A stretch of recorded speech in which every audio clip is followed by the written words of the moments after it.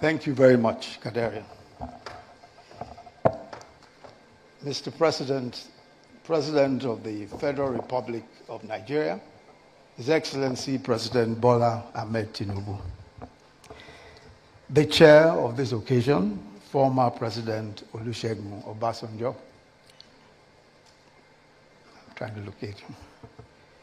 Former President Abdul Salam Abubakar and her ladyship, Honorable Justice Fatih Abubakar. Former President Goodluck Ebele Jonathan. Former President of Sierra Leone, His Excellency Bai Koroma. The immediate past President of Ghana and our keynote speaker, His Excellency Nana Akufo-Addo. Former Vice President Atiku Abubakar and former Vice President Namadi Sambo. The author and celebrant of this event, former President Ibrahim Badamasi Babangida. Your Excellencies, present and former governors, Your Royal Highnesses, traditional rulers, distinguished ladies and gentlemen, Babangida, A Journey in Service, is an important book. First, it is not just a story of the remarkable journey of former President Ibrahim Babangida from childhood to the highest levels of public service. It is the story or stories of a journey of a nation, our nation, Nigeria. It is the Nigerian story, complex, sometimes unpredictable, sometimes stranger than fiction, but always fascinating. Many of the key figures in this book and who shaped the history of our country are here with us today. And that tells another story all by itself. And that is something truly unique about Nigeria, our ability to move beyond the past, no matter how bitter, and no matter how adversarial our past relationships may have been, and to still come together. So seated amongst us here today is General Yakubu Gowon, who became Nigeria's head of state at the age of 32 and led the country for 9 years. His government was overthrown in 1975 by a coup involving the then Brigadier Olusegun Obasanjo and the then Brigadier Theophilus Danjuma, and the author himself, I confirm, the then Lieutenant Colonel Babangida, who was then commander of the newly formed Armored Corps. Also involved in that coup were the then Lieutenant Colonels Muhammadu Buhari, Lieutenant Colonel Sani Bello, who is here also, and Lieutenant Colonel Sani Sami. Yet, here we are today with former President Obasanjo, General Danjuma, and of course the author himself, present, not as adversaries of the author, but as witnesses to history, celebrating a fellow statesman.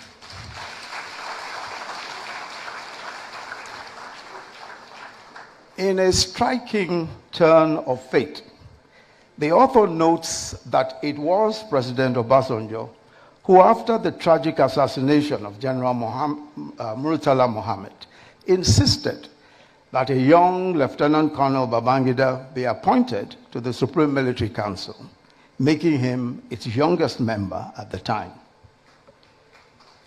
Also represented here is the immediate past president, Muhammadu Buhari, another leader intertwined with Babangida. It was former President Babangida who played a key role in the coup that brought President Buhari to power in 1983, and later in another coup that removed him and brought Babangida himself into power. Yet today, President Buhari is represented at this occasion, celebrating the man who overthrew him and detained him for 3.5 years, his one-time old adversary, former President Babangida. And then, of course, there's a gentleman here who was an elected senator in 1992 in the course of Babangida's transition program. When Babangida annulled the 1993 election and General Abacha took over and dissolved the Senate, that senator tried to reconstitute the Senate in resistance to the dissolution. He was detained, charged to court. He escaped into exile. Today, he is also here to celebrate with his former tormentors. But as president, commander-in-chief of the armed forces of the Federal Republic of Nigeria, President Bola Ahmed Tinubu.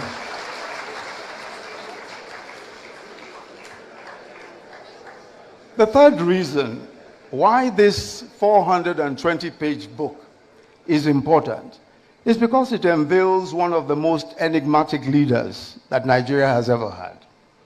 A man who some called Maradona, others described as the evil genius, bearing his mind, in his own words, in writing.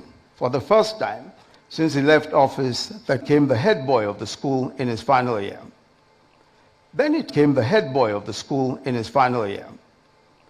Then he tells the story of how he changed his name from birth, which was Ibrahim Badamasi, to Ibrahim Badamasi Babangida. He recalls that during official engagements, officers confused his name, Badamasi, with the Yoruba name Badamosi, and many repeatedly asked him whether he was Yoruba. That question had also come up a few years before during his enlisting interview for the military. He says, to eliminate any confusion, I quote him, I decided to take on my father's other name, Babangida, as my last name. He tells the story of how he became interested in the military.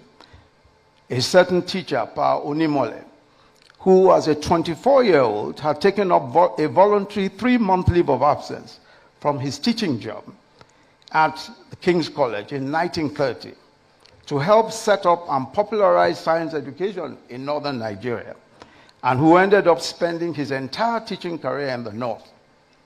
By the time he died at 78 in 1984, Pa Onimole had taught and mentioned several generations of students in northern Nigeria, including General Yakubu Gowon and the author.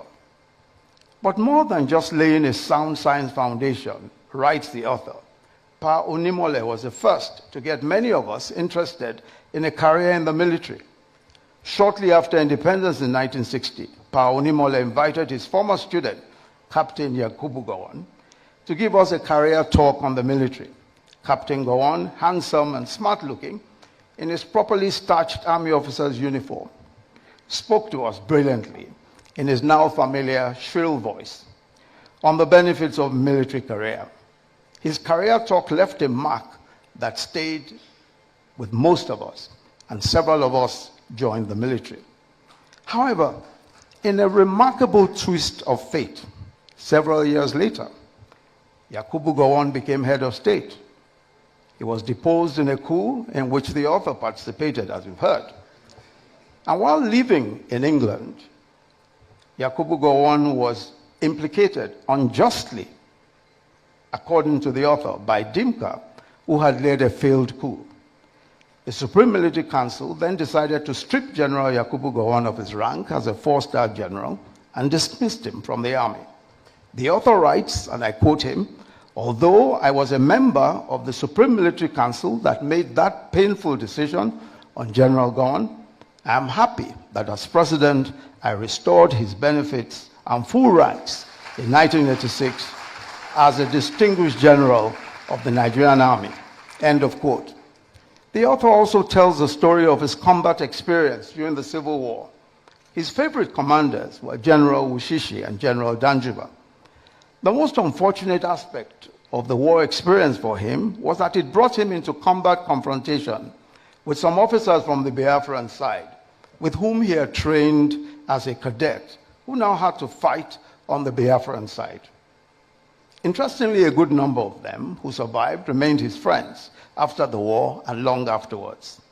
But perhaps the most unforgettable experience of the Civil War for him was the injury that nearly killed him. In the course of a firefight in Uzuakoli, Umahia, he was hit by a shrapnel that actually was lodged in his chest. And he tells of how he was evacuated to the Lagos University Teaching Hospital, Idiaraba. And while he was in hospital recovering from his injuries, on Saturday, April 19, 1969, he watched on television in the common room of the hospital as the then head of state and commander-in-chief, General Yakubu Gowon, married his beautiful black beauty, the then Victoria Zakari. There and then, he made up his mind to get married. And he already knew who he wanted to marry. And he went looking for her as soon as he left the hospital. She was also a black Mariam Babangida. The author devotes a whole chapter to her remarkable life and times as a devoted wife, mother of his children, generous hostess, and the First Lady of Nigeria, who redefined the office of First Lady and went on to engage in some of the most consequential social investment programs of that period, including the Better Life for Rural Women program. The author also gives his own account of his much talked about dramatic encounter with Dimka, the leader of the coup that led to the assassination of the then head of state, General Murtala Mohammed. He recalls that Dimka was holed up at the broadcasting station immediately after the assassination of the then head of state, General Murtala Mohammed. The author relates how, not knowing that there had been a coup attempt, he arrived for a meeting with General Akinriyade at the army headquarters. And as he sauntered into the top floor of the building, the general shouted at him, "Ibrahim, where the hell have you been? We've been looking for you. You must now go and see TY immediately."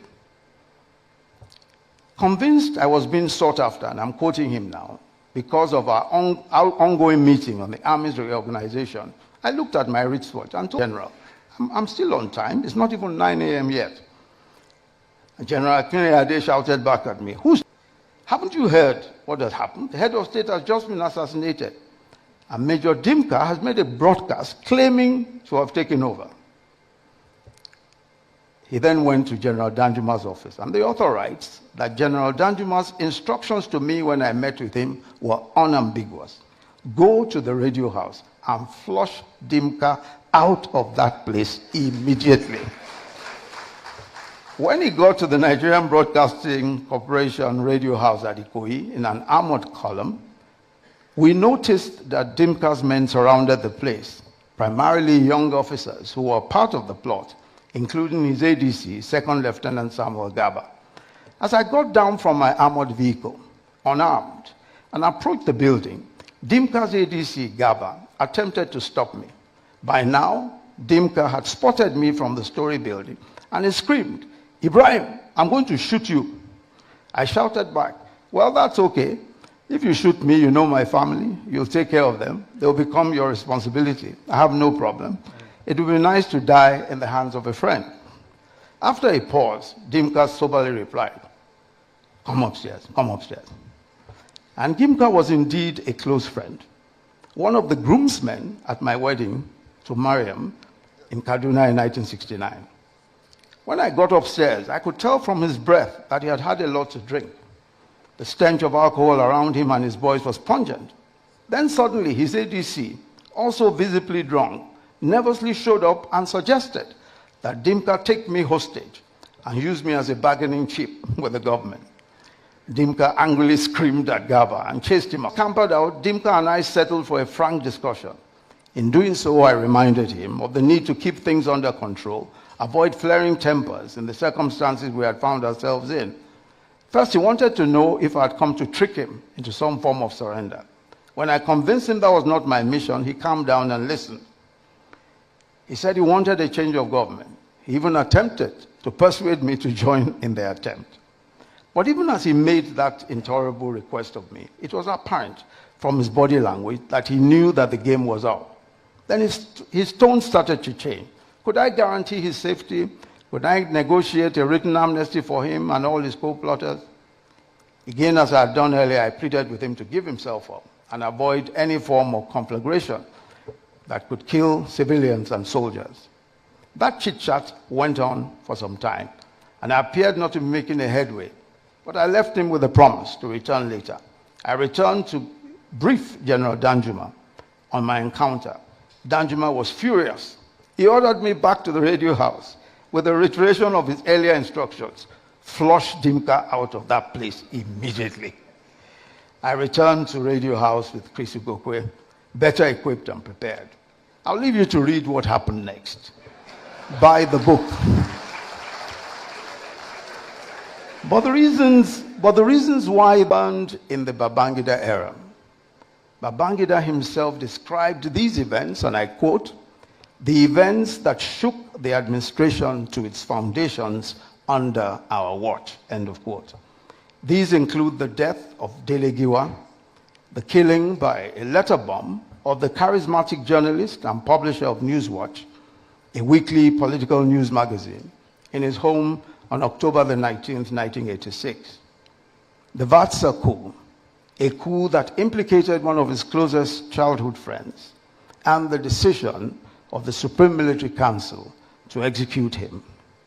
The Gideon Oka coup, a coup that took the life of his ADC and nearly took his own life and that of his wife, and how they escaped the coupists, and the coup was foiled by how the coup was foiled by the then Chief of Army Staff, General Sani Abacha. The OIC palaver, the controversy as to whether the government had surreptitiously taken Nigeria into membership of the Organization of Islamic Cooperation, OIC. The 1989 SAP riots, the deadly riots over the harsh economic effects of the government's structural adjustment policy. The C-130 air crash on September 26, 1992. The crash of the Nigeria Air Force Lockheed C-130 transporter aircraft in the swamps of Lagos, in the swamps off the Lagos coast, barely 3 minutes after taking off from the Ikeja airport, killing a total of 159 officers, including the crew and 9 foreigners. The crash wiped out some of the brightest and best middle cadre officers of the time. And there was the allegation that the government masterminded the crash to stave off a coup against the administration, especially since the failure of the Oka coup. Then there is a full chapter devoted to the transition to military rule and the June 12 saga. June 12 was a decision with cataclysmic consequences. It was the annulment of what had been said to be the freest and fairest elections in Nigeria's history. The annulment led to a military interregnum that was considered one of the most vicious in Nigeria's history. The eventual death of the acclaimed winner of the election and his wife. The author deals with all these issues, and for the first time answers these questions fully.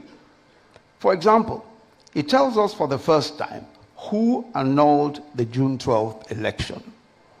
Of course, I will not disclose that to you.